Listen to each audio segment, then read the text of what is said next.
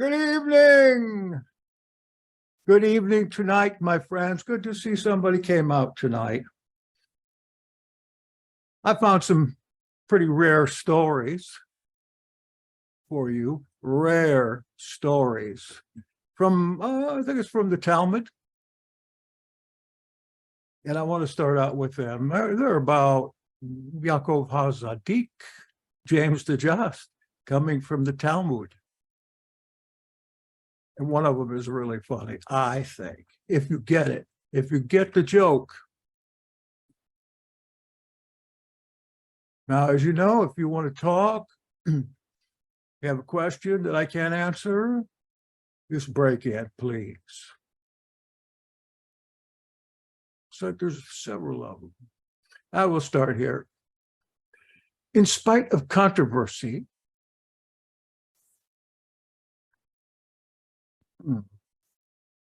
there seemed to be a friendly intercourse between members, not that kind of intercourse, of the new sect and the rabbis. A certain Yaakov of Kafir Secanyah, whom some scholars identify with James, the brother of Jesus, appears to have been so intimate with Rabbi Eliezer, son of Azariah, that the latter was suspected of entertaining Christian ideas, insofar as James' ideas were in fact Christian. In explaining his intercourse with Yaakov, he said, I remember meeting Yaakov at Sepphoris.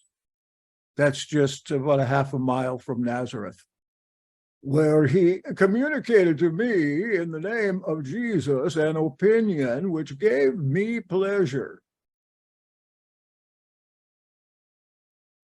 In your law, Yaakov said, it is written, thou shalt not bring the hire of a whore into the house of the Lord. If it is forbidden not to employ this money for a sacrifice, may it not be thrown away? What can be done with it? Asked I. He replied, you may build a toilet with it. I spoke, thou art right, said I, for at this moment I did not recollect the halakha about it. As soon as he saw that I accepted his opinion, he added, Jesus said, coming from impurity, the produce of it will be employed for impure things. As it is written, for they gathered it of the hire of an harlot, and they shall return to the hire of an harlot. Kind of an idea of making some latrines there around the temple for harlots. This I approved of again, and was therefore accused of adhering to Christianity. On another occasion, Yaakov performed wonderful cures in the name of Jesus, and had to prove to Rabbi Ishmael that it was allowed to do so by the Torah. Rabbi Yahshua, the son of Hananiah, still had more intercourse with the Judeo-Christians. The Talmud relates the following story concerning him. A mino made by Rabbi Joshua, understand by a sign in the presence of Caesar, that God had turned away his face from the Jewish nation, to which Rabbi Yahshua also answered by a sign that his hand is stretched out still to protect it. When Rabbi Yahshua was dying, his disciples said, what shall we do now in regard to Christianity? Not only Rabbi Yahshua, but also other members of his family were in communication with Christians.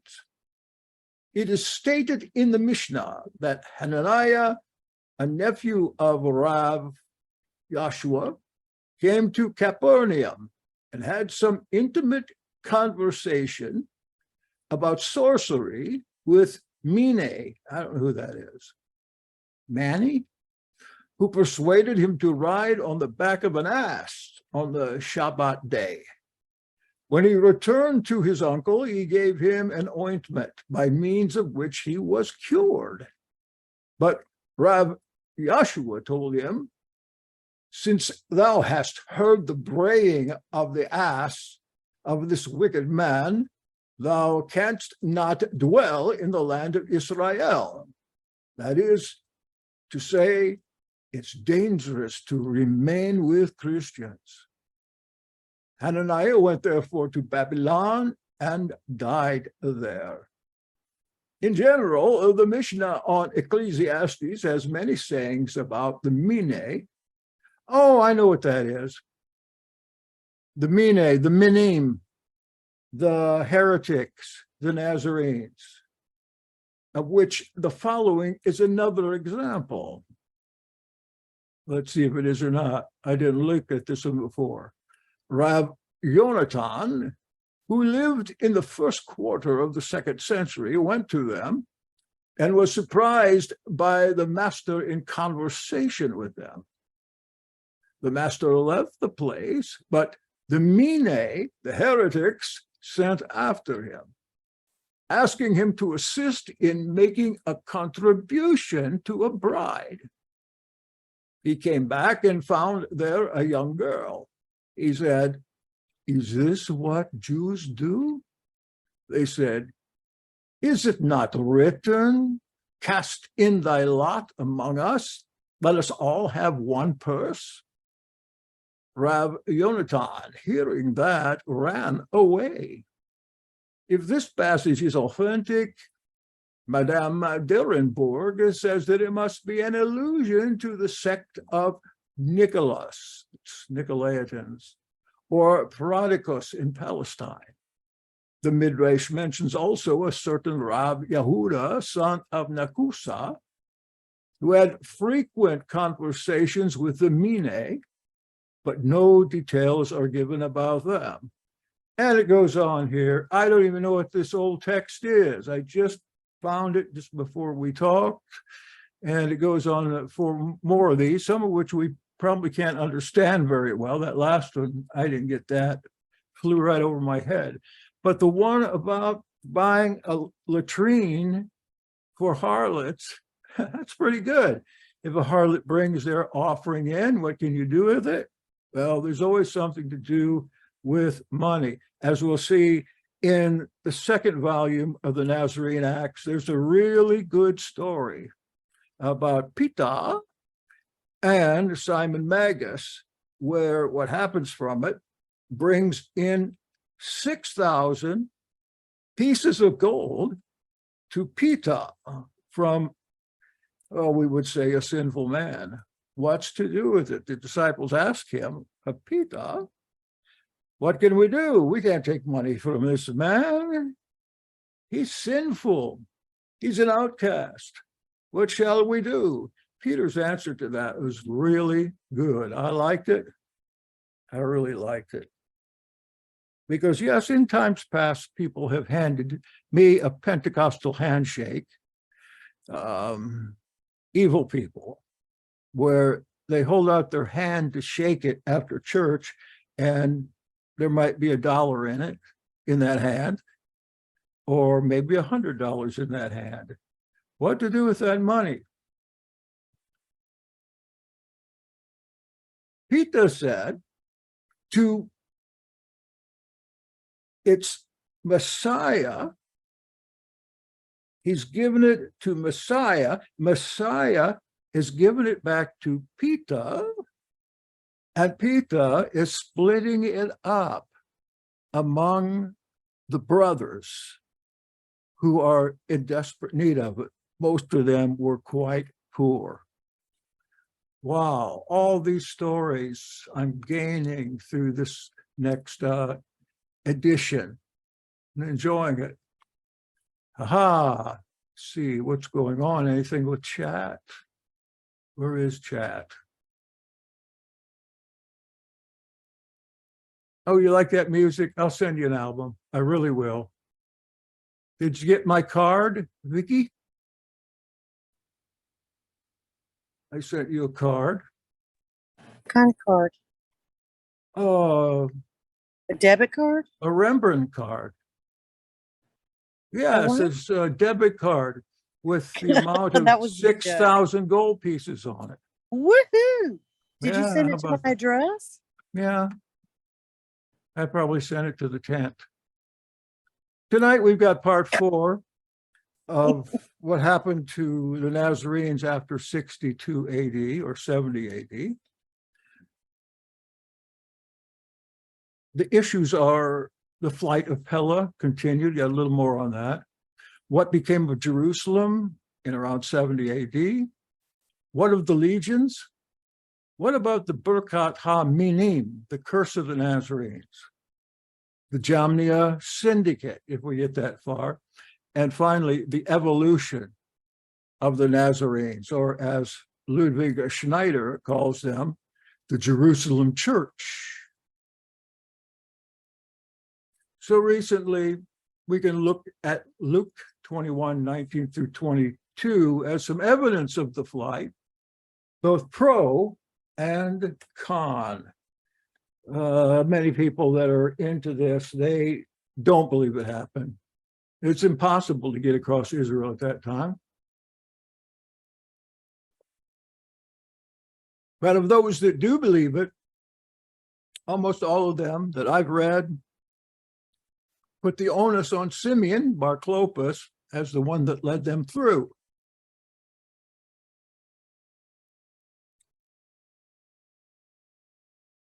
And if he really was a zealot, maybe he used his zealotry to find ways to do that in purloined places. Verse 19, chapter 21 of Luke, possess your lives by your endurance. And when you see Jerusalem surrounded by armies, then know that his laying waste is near.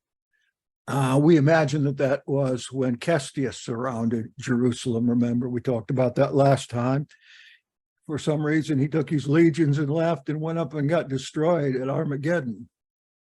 And when you see Jerusalem surrounded by armies, then know that its laying waste is near.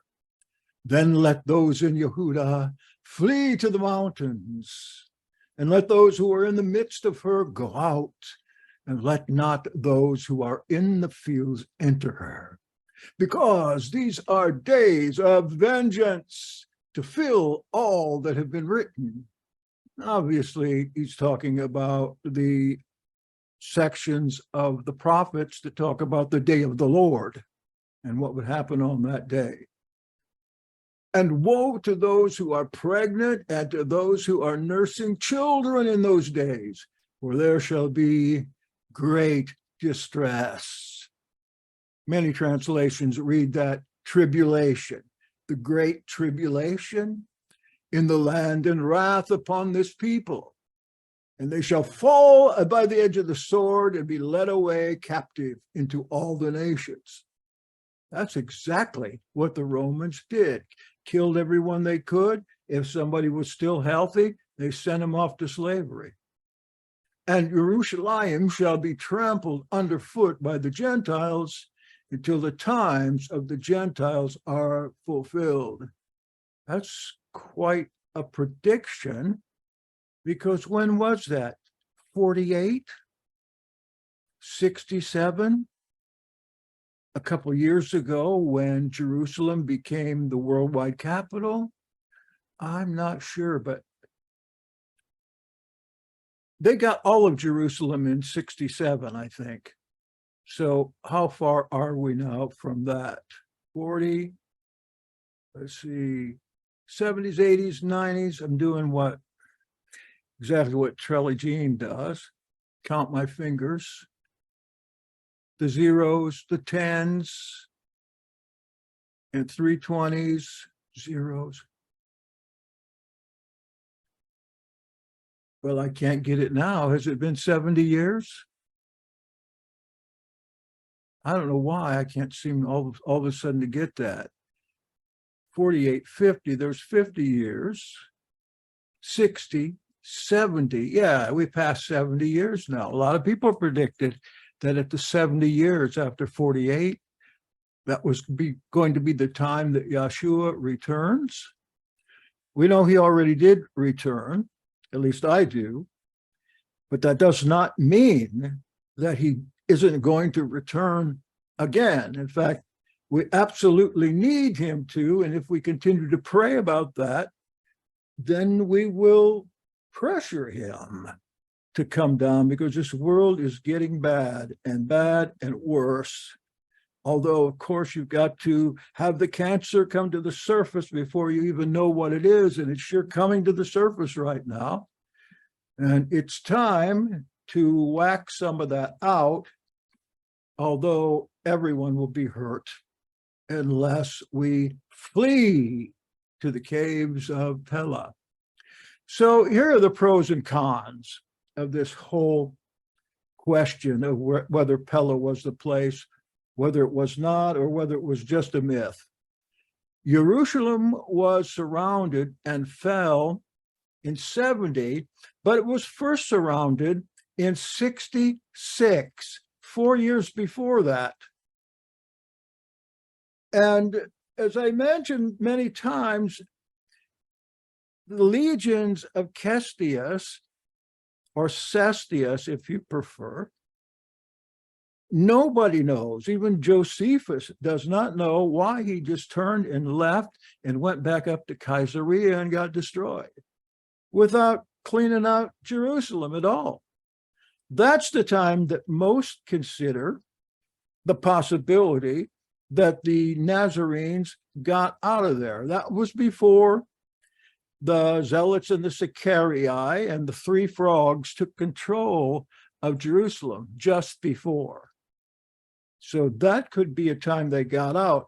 After 66, you know, the ones in charge, the tribes in charge of Jerusalem would not let anyone out and would murder anyone that tried or anyone that snuck out. But there was one guy, if we get to it, we'll talk about, that figured out how to get out of Jerusalem.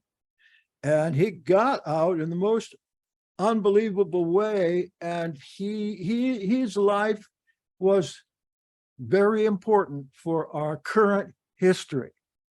If he wouldn't have got out, there would probably not be any rabbinic Jews at all today. So that's a pro. And a second pro is Pella lies in the foothills. You heard Yahshua talk about flee to the mountains. That word mountain, you see, oro in Greek. It doesn't mean big high mountains like Everest. It means any kind of a mound. So you saw Tuesday those mountains pictured around Pella, and the projection of the caves that are around inside those mountains. So here we have something else that lines up with the prophecy, and it gives us a second piece of evidence. The third pro, the destruction of Jerusalem, is considered to be by divine decree, the day of the Lord, and what's called the last day for that. I hate to use the word dispensation, but you know what I mean. We'll say generation, like Yahshua did. The cons,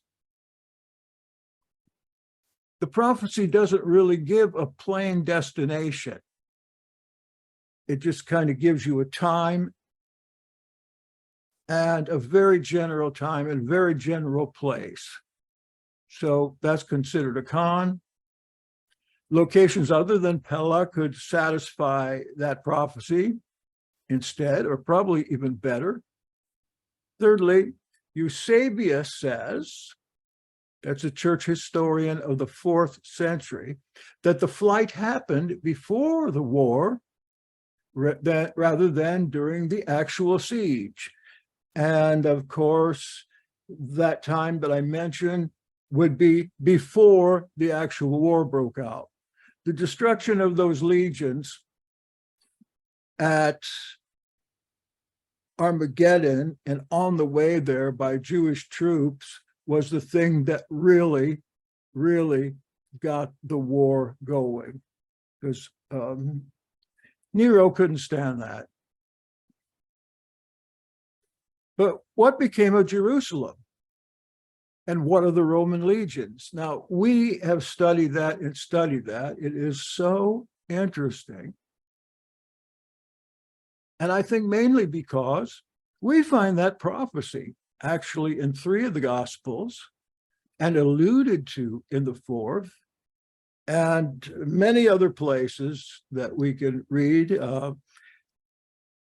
Tacitus, Josephus, Cassius Dio, at least those and more, have written about this. And we'll go to Josephus now for a rather lengthy quote about it.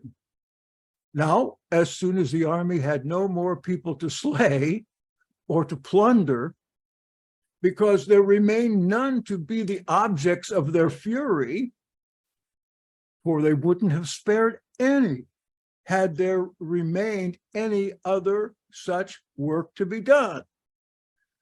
I understand from the psychiatrist, I can't ever remember his name, M. Scott Peck. My memory's not so bad afterward. He talks about the mass evil that was very relevant in My Lai, for one place, Vietnam, and how the people there who would normally not be evil became evil because some big spirit of evil, violence, and death came upon them, even the ones that weren't in My Lai. Or is that My Lai? I think it's My Lai. It spread out. I know you've seen that. Some spirit comes over a whole lot of people. You might be there, and for a time, even you take on some kind of group spirit, hive mind for but a bit. And then you come to yourself, because Yahshua wouldn't have you like that. And usually a brave man will try to do something about it and get killed or get out of there. And that's a decision that has to be made. Yahshua says, get out of there. Kaiser gave orders that they should now demolish the entire city and temple, but should leave as many of the towers standing as they were of great eminency. That is, Physalis and Hippicus and Mariamne, and so much of the wall as enclosed the city on the west side. And here he tells us why. The wall was spared in order to afford a camp for such as were to lie in garrison, as were the towers also spared, in order to demonstrate to posterity what kind of city it was and how well fortified, which the Roman valor had subdued. But for all the rest of the wall, it was so thoroughly laid, even with the ground, by those that dug it up to the foundation, looking for gold. When the gold melted in the temple, it just rolled out in streams and rivers outside, and there was left nothing to make those that came thither believe it had ever been inhabited. That's why today we don't really know where the temple was. We don't know where anything was. And there are several theories right now, to be taken seriously, that Jerusalem's temple was not even there. It was someplace else entirely. However, I understand that those towers that were left by Nero are still there in some form. Another building there that they're finding out is nowhere near classically believed it was the Antonia fortress. And I think that that's going to turn around one of these days, and they're going to find that the Antonia fortress wasn't there where everyone thought it was all along. Oh, I'm talking too much. This was the end that Jerusalem came to by the madness of those that were for innovations. That's what he calls violence all through his war, his story of the war. Innovation. The fourth philosophy, he says, innovation. And that's all we have on what it was. He never defines it. A city otherwise of great magnificence and of mighty fame among all humankind. But Caesar resolved to leave there as a guard the 10th legion. Was not Fretensis, with certain troops of horsemen, companies of footmen. So having entirely completed this war, he was desirous to commend his whole army on account of the great exploits they had performed, and to bestow proper awards on such as had signalized themselves therein. Ah, I see. This next little portion is going to talk about the giving of rewards. I'm so glad that Josephus decided to write about this. He was there.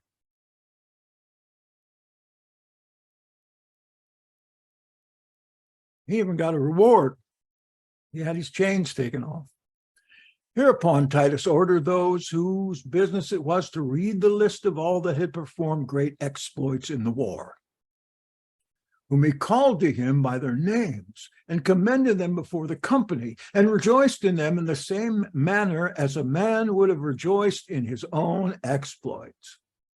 He also put on their heads crowns of gold and golden ornaments about their necks, and gave them long spears of gold and ensigns that were made of silver, and removed every one of them to a higher rank. And besides this, he plentifully distributed among them out of the spoils and the other prey they had taken, silver and gold and garments, and I might add, and slaves.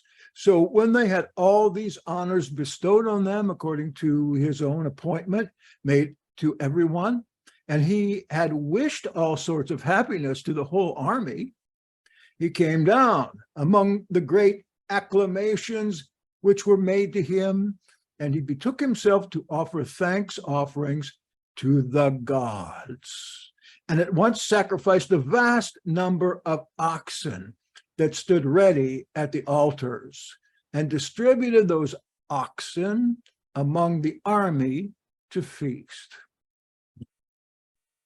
And when he stayed 3 days among the principal commanders, yes, coming to an end, and so long feasted with them, he sent away the rest of his army to the several places where they would be everyone best situated.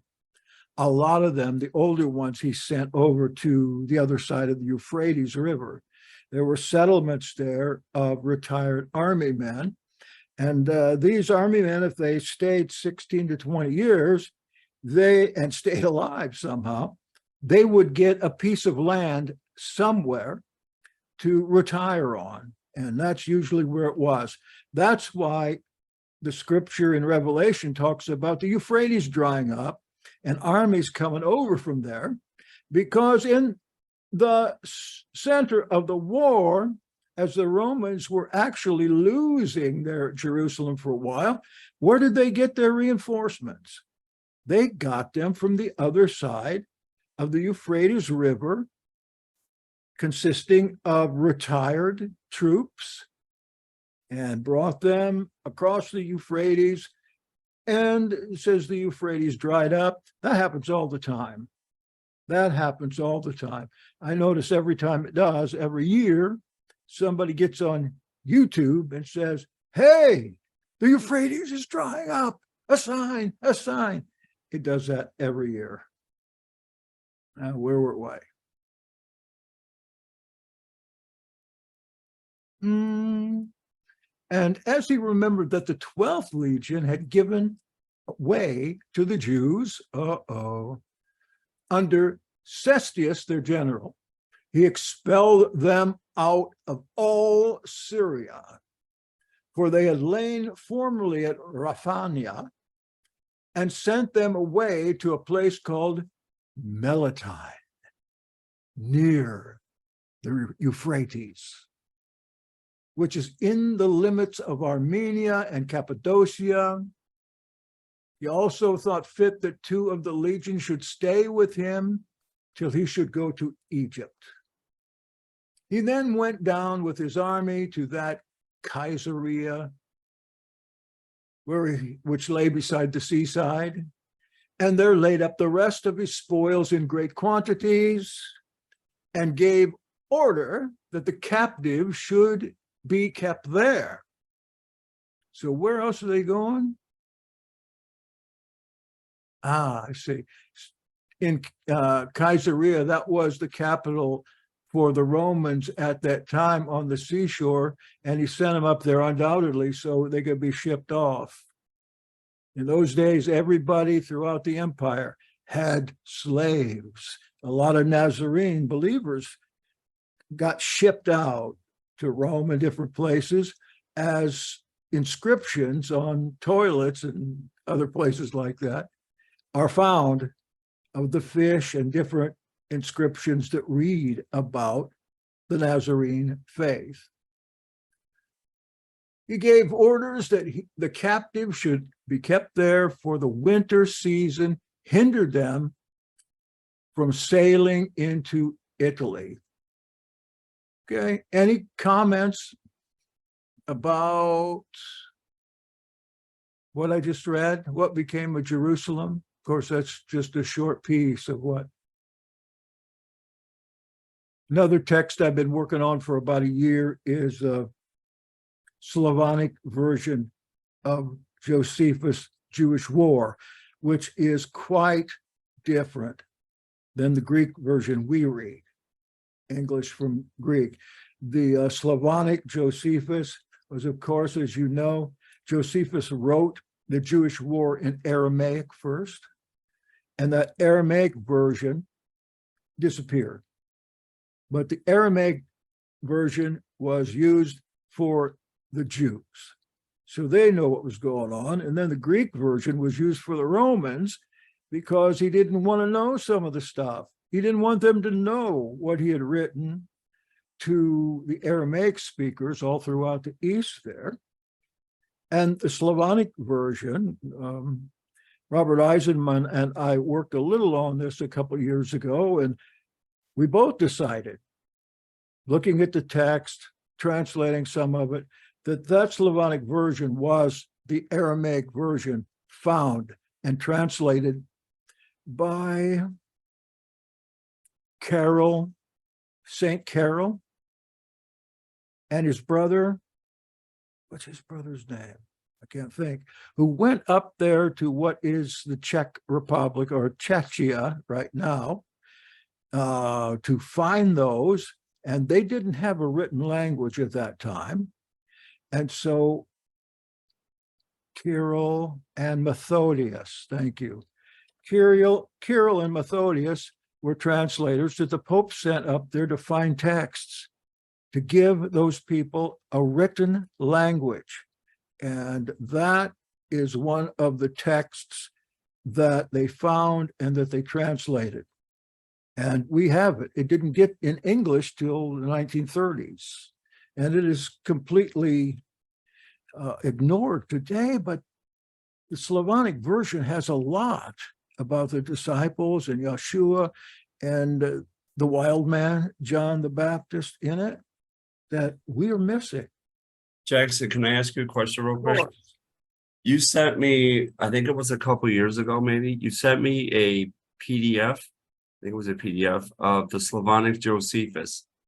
Is that the one you referred? Is that you at the? So that's not complete then. The one you sent me. There's more to translate besides that. There's about 100 pages left, Oh wow! maybe Oh, 100 awesome. pages. That's really not that much. That book's got to be 300 pages long or more. I think it's probably less than that, but I haven't looked at it for about a year simply because I haven't felt good and I've got other projects now that I feel a little better. But I want to get back to that. First, I want to get this Nazarene Acts done so we both Troy and I don't end up in the workhouse. So if there's nothing else here, got nothing else to say, let's go to the Birkhat Minim, the blessing of the Nazarene heretics, which isn't a blessing as much as it is a curse on the Nazarenes. The synagogue blessings, I think there are 18 of them now. And among them is a blessing of the Nazarenes and Minim heretics. And those benedictions, form part of the rabbinical liturgy then and now. Now, the 12th of the series of 18 benedictions, Shemona Esrei, they constitute the core prayer service in the statutory daily standing prayer, the Amidah, of some, especially Orthodox religious Jews. The Jerusalem Talmud version of the 12th reads like this: for the apostates, Meshumadim, let there be no hope, and uproot the kingdom of arrogance, the Malkut Zadom. What do you think he's talking about there? This is a nice blessing. Uproot the kingdom that they talk about. Uproot the kingdom of arrogance speedily in our days. May the Nazarenes, Nazarim, and the sectarians, Minim, perish as in a moment. Let them be blotted out of the book of life and not be written together with the righteous. You are praised, O Adonai, who have subdues the arrogant. Imagine reading through these benedictions and getting, I believe that's the 12th one, getting to the 12th and having to recite that every day, every time you have a service. Well, that was put in about this time. Curse of the Nazarenes, between this time that we're talking about, and I would say the time of Bar Kokhba 50, 60 years later, when all other sects did everything they could to kill these people off, to exile them, to send them east primarily into Arabia or Syria or clear over to Afghanistan. What do they call that at that time? Scythia. And then after the curse of the Nazoreans, they say, you are praised, O Adonai, who subdues the arrogant. And I don't think they like us much anymore, because people that are messianic in some respect, and I suppose we are, though I don't like that moniker either, we can't even live in Jerusalem unless we find a way to sneak in or unless we convert. Cannot do it. Sometimes we can go over there on a tourist visa, but we talked about the family that saved their money for years the whole family to go over there and paid for everything, including the airfare. And then right before they left, they were told that you can't come in here. You're a Messianic. So some 24 sects, that is of classic Judaism, are mentioned as falling within the category of Minim, in a context where it was claimed their very existence was the cause of Israel's exile. If they believe that, then they also believe that Yahshua was the Messiah and that James the Just was the captain. How do they believe that? Well, they killed them both. And now they're looking back to these same guys saying that the war was lost because of them. And they didn't even fight. I guess that's maybe why. In modern times, though, Jews who regularly attend the synagogue only on the Shabbat rarely hear it, since on the Shabbat and holidays, an alternative version of the liturgy lacking reference to the Minim is used. That is, in most sects of Jews, there's more than one. But it's mandated for prayer every day among the Orthodox and is recited 5 times by cantors 6 days every week. That is your Heisen. I wonder if Kenneth recites that curse 5 times a week. I'm going to have to ask him since he's the Heisen. The Babylonian Talmud, again, states that the Minim Benediction was instituted in Yavne, or Jamnia, on the coast, on the west coast, on the Great Sea. And we'll talk about more of that in a minute. And preserves a story at Birkhat 28b through 29a about the origin of the 18 benedictions. This doesn't sound like much, but it is very, very important, because we are trying to find what happened to Nazarenes and Ebionites, especially after the 5th century. And because this benediction is in existence, everywhere there were Jews, there was persecution, execution, and exile, especially how the curse against heretics emerged. And so here's a little story in Birkhat 28. Our rabbis taught Shimon HaPakli, P-A-Q-U-L-I, which means cotton dealer, organized the 18 benedictions in order before Gamaliel in Yavne. Yavne, Jamnia, same thing, little town. Rabban Gamaliel said to the sages, "Isn't there anyone who knows how to fix the benediction of the heretics?" Shmuel HaKaton stood up and fixed it. But the following year, he had forgotten it.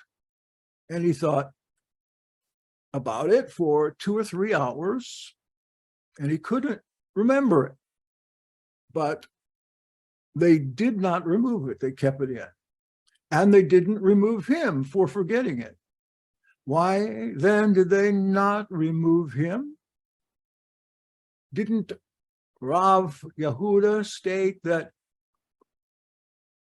it's hard to read, the Rav has said, if someone makes a mistake in any of the 18 benedictions, they don't remove him.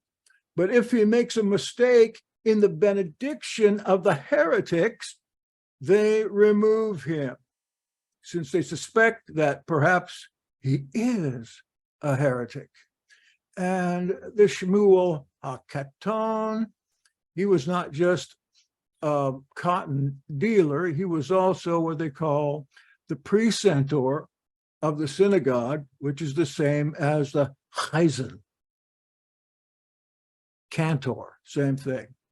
According to the standard account here that we just read of the fixing or tikken, the prayer emerged after the destruction of Jerusalem, soon after 70 CE, when Yochanan ben Zachai, I can't wait to tell you about that. We'll probably end up with his story. Yochanan ben Zachai and his disciples were permitted to settle in Yavne by the Romans, where they are said to have constituted a Torah academy for halakhic study. And that means to guide Judaism from there on and what it was going to be. Halakhic study. A Beit Din, that is a judgment center to try capital cases. I think that means cases where death may be called, with the issuing of 9 enactments. Tekanoth.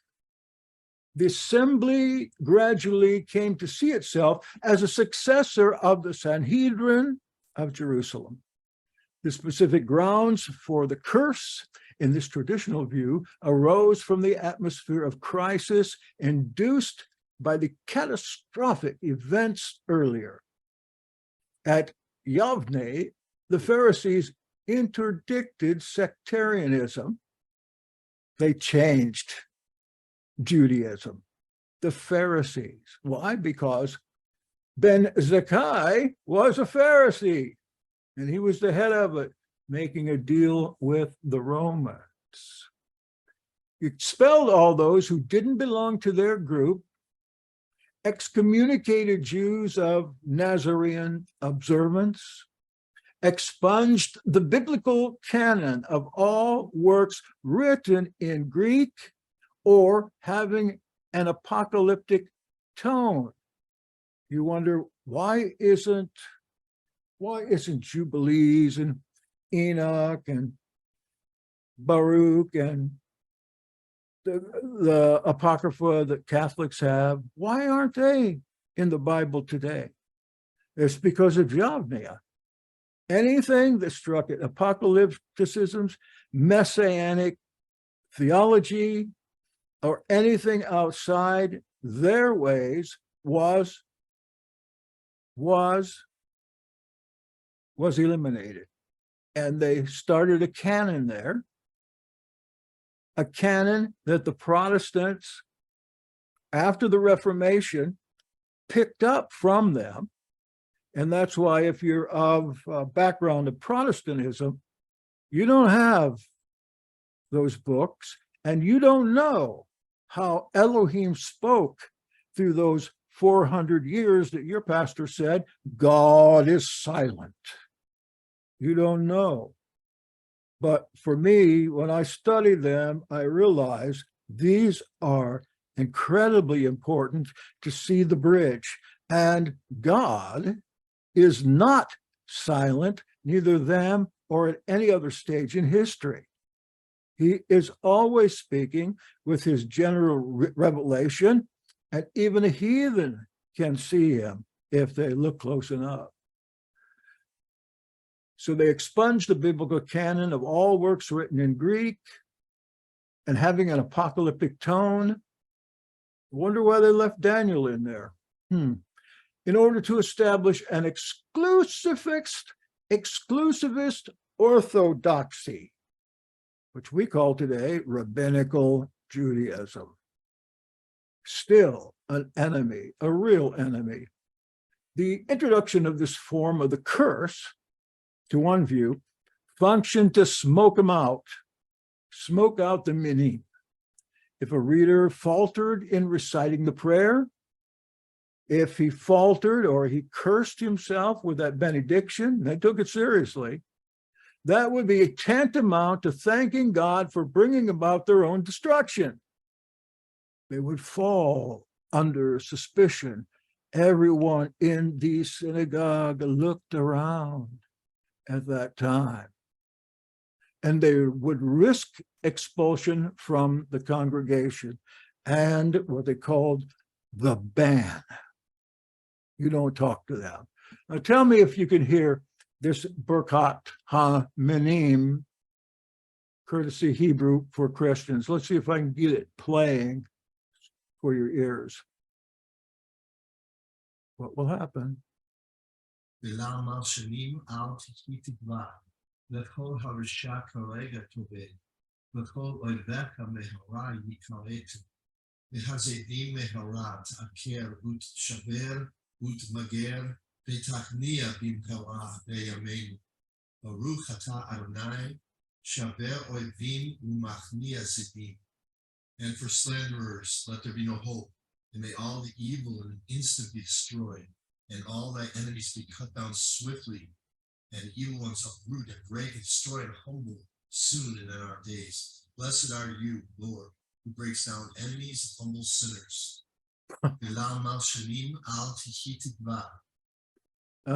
That's it. Just can you imagine somebody doing that in the Presbyterian church? They have a blessing at the end during the benediction, and they say, "Oh God, curse those Arminians. Let them be erased from the book of life. Let those Methodists and Charismatics, Catholics, all those people be erased." And so maybe when we go up to heaven, if we're predestined to go, everyone will be Presbyterian. So if there's any word on that, anybody know about all that? Get smoked out. Okay, we're going on to another topic, the last one for the day, and then we'll look at chat. And that is the Jamnia Syndicate as the forerunner of modern rabbinical Judaism. We'll get a little water here.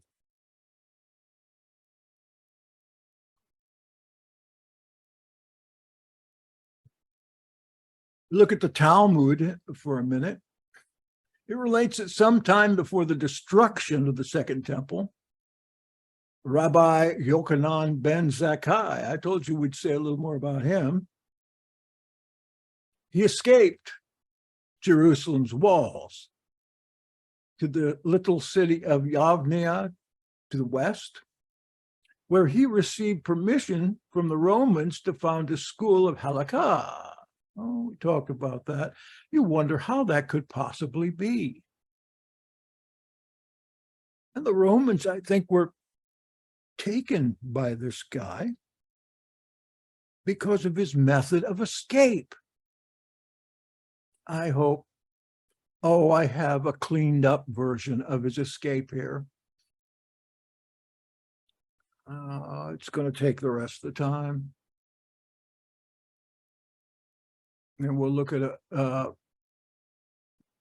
drawing I made very quickly in order to get ready for the next time, if you'd like to come back. I wish I could offer you some treats as you're sitting there, but I can't. There's a legend of Rabban Yochanan ben Zachai and his escape from the Zealots, the Secanyah, and the walls of Jerusalem, not to mention the Romans, to deal with the survival of Pharisaic Judaism by seeking out General Vespasian, a man who had killed thousands of Jews and who hated Jews and who became the last emperor in the year of 4 emperors, General Vespasian. So he was able to, maybe this will give us a little bit of the story from Gittin 56a, 15 through 18. The Gemara relates Abba Sikara was the leader of the Zealots, or the Bir Yonai, the Bar Jonah. Peter Bar Jonah, Kepha Bar Jonah. Bar Jonah means son of Jonah, speaking of the zealots in the time of the zealots. They call them Bar Jonahs. The Bar Jonah of Jerusalem and the son of the sister of Rabban Yochanan ben Zachai, our hero. Rabban Yochanan ben Zachai sent a message to him, "Come to me in secret." He came, and Rabban Yochanan ben Zachai said to him, "Until when will you do this and kill everyone through starvation?" Abba Sekara said to him, "What can I do? For if I say something to them, they will kill me." Rabban Yochanan ben Zachai said to him, "Show me a method so that I will be able to leave the city, and it is possible that through this there will be some small salvation." Abba Sekara said to him, "This is what you should do. Pretend to be sick and have everyone come and ask about your welfare, so that word will be spread about your ailing condition. Afterward, bring something putrid and place it near you, so that people will say that you have died and are decomposing." Now, another version of this has the stuff that Zachai actually put on him and around him, and it included putting human manure in his mouth to pull off this stunt. Wow. And then have your students enter to bring you to burial, and let no one else come in, so that the zealots not notice that you are still alight. Since the zealots know that a living person is lighter than a dead person. Is that because person's soul goes to purgatory? Rabban Yochanan ben Zachai, he did this. Rabbi Eliezer entered from one side and Rabbi Yehoshua from the other side to take him out. When they arrived at the entrance of the city on the inside, the guards, who were of the faction of the zealots, they killed everybody, wanted to pierce him with their swords in order to ascertain that he was actually dead, as was the common practice.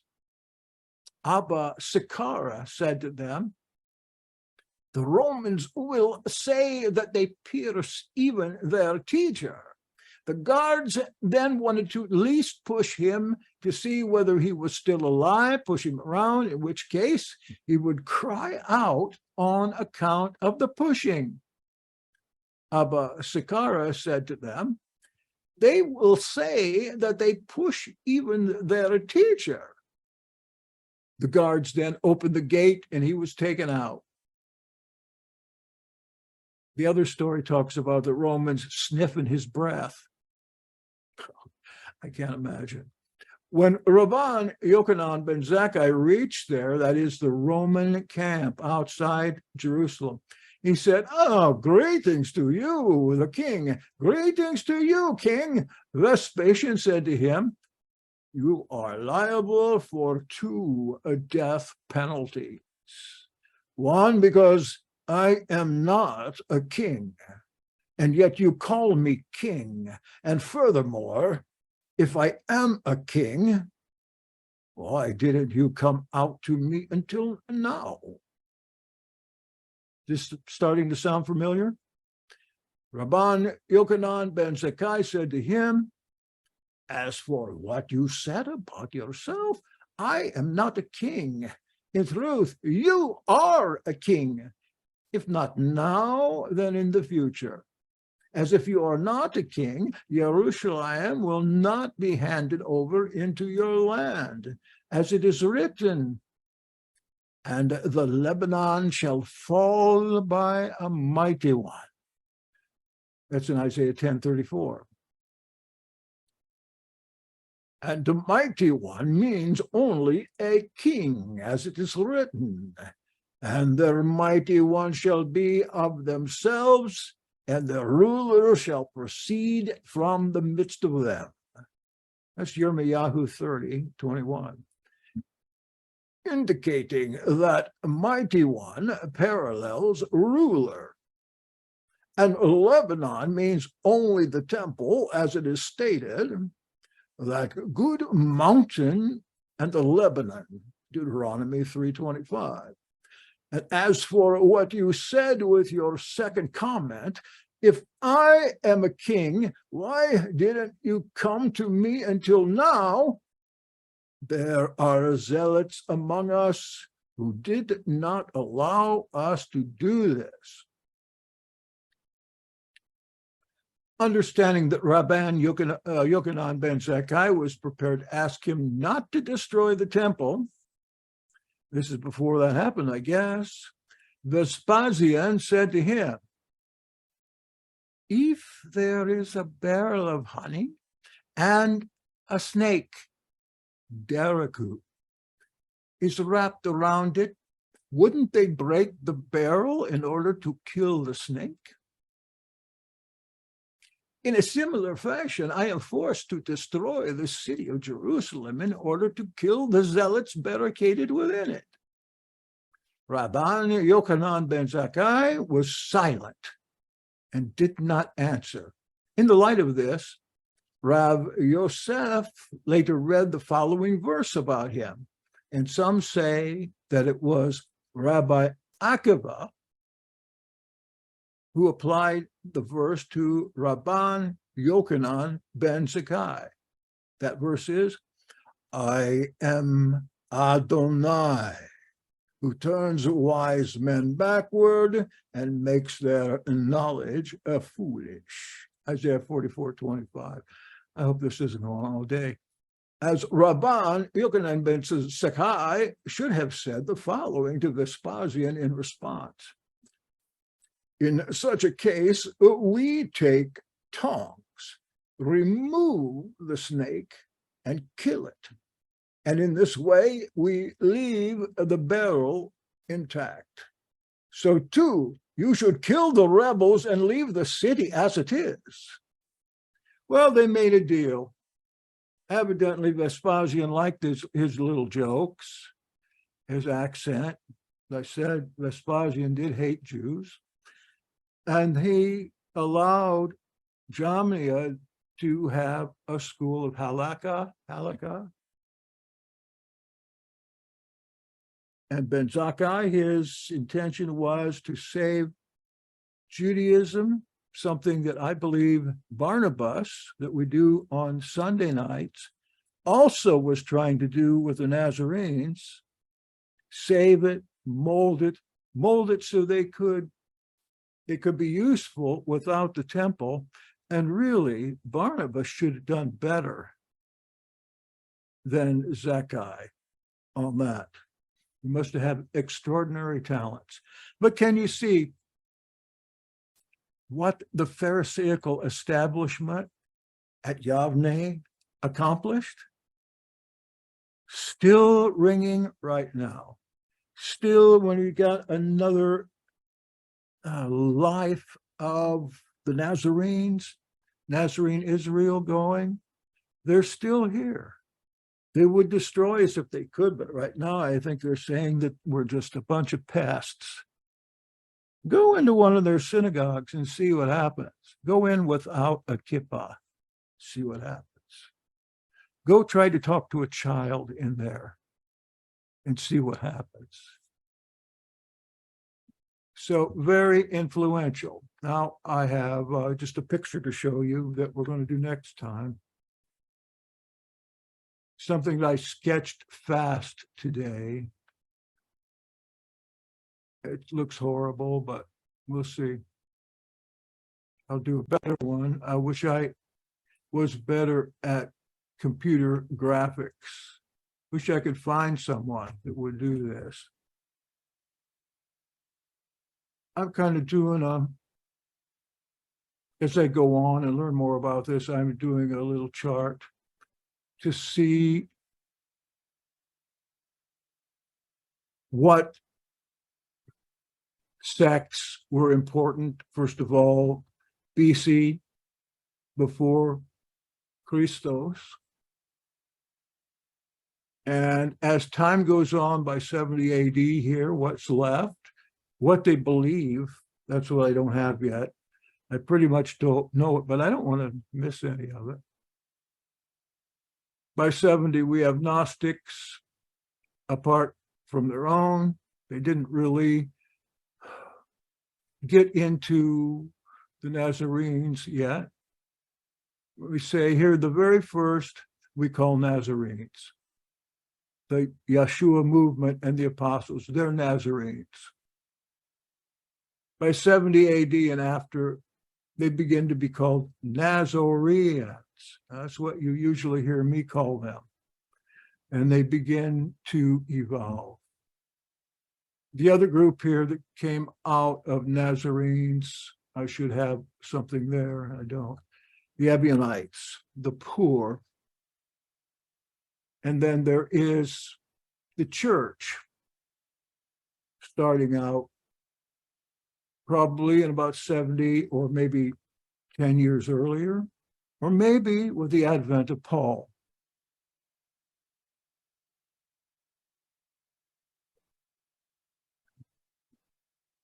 From the Gnostics, we have Ebionites that turned a little bit Gnostic, and there we have the Alcasaites a little later on by the 4th century. A very popular faith. And out of the Alcasaites was a man named Mani. Mani was a cult leader. He was an Alcasaite. He was a cult leader. He mixed Ebionitism with Gnosticism and Alcasitism. And you've got a group, these Manichaeans, that almost beat out the church. Almost. And had not the Catholic Church turned completely militaristic, we wouldn't have that anymore. We'd have these guys. These were gentle guys, the Manichaeans. Some of the famous Christians of what they call the Apostolic Fathers came out of Manichaeanism. A little bit Gnostic and a little bit Ebionite. We have the Nazareans. They're coming closer to the church. The Ebionites did not believe in the supernaturalism of the family of Yahshua, his pre-existence, or that he was the Messiah, rather that at his baptism, the archon Christ came down into him. So they called them adoptionists still. And we have these today, and I'm really flirting with it right now. It's hard though, if you've been brought up one way and convinced of one way, but you see a way that seems a lot more reasonable. The Nazareans did believe in the predestination of Yahshua and the pre-existence and everything that we read in the earliest parts of the New Testament. And the New Testament is primarily a church book because it's been gone over with Pauline theology and Pauline faction going through the Gospels in their final redaction coming somewhere around 80 years after Yahshua. We can say that in many ways, the New Testament especially is corrupted. However, I listened to a great teaching today, and that was Sean on Paul's theology. I want to comment on that when Monday comes up, but for the time being now, do we not have the spirit of holiness within us, the spirit of discernment? Have we not been disciples for long enough to take the advice of Yahshua to the apostles that you need not call anyone teacher? You have no need of a teacher. Don't call anybody father. You don't need anybody. Don't call anyone mister. You don't need that anymore, because you have this paraclete. You have this spirit that will lead you to all truth. And as I was thinking about today, I listened to Sean twice, and it's an important thing to use scripture to make a point. That's an important thing. But I found in my life, for me, that there's something stronger. And that is, I guess you call it the circumcision of the heart. I mean, the advice of the Ruach HaKodesh that will lead you into all truth. And so I was thinking today, what that teaching caused me to do was to consider the importance of both. The importance of both, and the importance of writing down your theology in pencil so you can erase it later. As you know, I have my opinions about Paul. I'm not against him or for him. Right now, I understand. I can't understand the doctrine of two gospels. I'm having a lot of trouble with that. And that's one of the reasons I've turned back to these foundational texts, because it's like the scripture, New Testament, tells me one thing, and my heart, circumcised heart, tells me another. Oh, enough of that. I wanted to mention that the Nazarenes and Ebionites was the main influence of Islam. We talked a little about that last time, but Islam, at least at first, is nothing but Jamesian theology. It's incredible. And we are jaded at even looking at that, because we have been at war with those crazy people for so many years. So they come along, I think, in the 6th, 7th century, and that Muhammad, he learns everything he knows from Ebionites and Nazarenes that still existed on the borders of what they called at that time Arabia. All right, that's all I got for that. I want to look at the chat for just a minute. Jackson, could I fill a few minutes Please. at a time while you're looking at that? Talk a little while. First of all, thank you, brother, for that. I know your time, as I shared with you in your email, is valuable, and I know that you don't have a lot of it, so I appreciate that. And yes, I am itching to discuss this face to face with you, brother, so we can talk about things, and it's really special. And yeah, I know how you stand about. You and I have talked about Paul so much, especially over the last year, and I think it's been quite a ride. I think that I learned so much about his family, where he came from, what was possible, his motivations to even, all of it was fundamental. Then I learned a lot through studies of the Greek too, and I think it all comes together in a wonderful thing. And I think the two gospels really honestly speaks of two priesthoods. I think that's the key. But anyway, thank you for those words, brother. I love you so much. I love you more than you can know. That is hard for me, but I'm working on it. Since you mentioned that, I wanted to see, I've been working on the Acts of Peter right now, and I'm wondering if I can't quickly find a quote about Paul here. And it's positive, but it's unusual. Just give me a minute, I'll find it.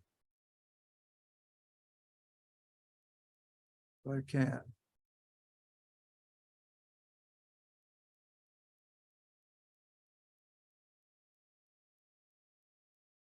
It's almost funny. I'm getting there.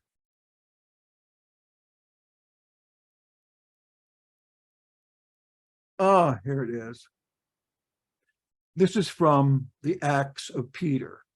Before Peter gets to Rome, Paul is already there. And a little bit is said about Paul. Of course, Paul, if he died there, we have the story of that. When Paul was about to depart, he has to get out of there. He gets out of there, and then Peter comes in to spell him. There was great weeping throughout all the brotherhood because they thought they wouldn't see Paul again. And they even rent their clothes, for they were thinking how Paul had often debated with the Jewish doctors and confuted them with words such as these: Messiah, upon whom your fathers laid hands, abolished your Sabbaths, feasts, high days, and circumcision, and did away with all the doctrines of men and the rest of the traditions of the Jews. But the brothers lamented, adjuring Paul by the coming of our master Yahshua Messiah, that he shouldn't be absent more than a year. Well, this is a very, very early text. And here, it's almost like Clement wrote this. I mean, the words are just so much the same. I'm collecting these Clementine books here and putting them together for the second volume. He's saying Messiah abolished Sabbaths, feasts, high days, and circumcisions. This is the same thing that we're being told today. Why don't I feel that way in my heart? Why do we bother? You know how much I would like to have some Dungeness crabs or some raw clams? Those are stupid things. I know. I haven't had them for 30 years, but I do think about it once in a while, and I have to purify my mind. I don't want pig, though. And this is so blatant a quote that I thought maybe I ought to take this out of here. Okay, everything there in the chat's done. I'll look at that later on. Yeah, spiritual oppression for sure. And I thank you for coming tonight. What fun it was. I sure took a lot of time with you. Just hear me stuttering. We'll be back and try it again Tuesday, and hopefully we'll see you on this weekend.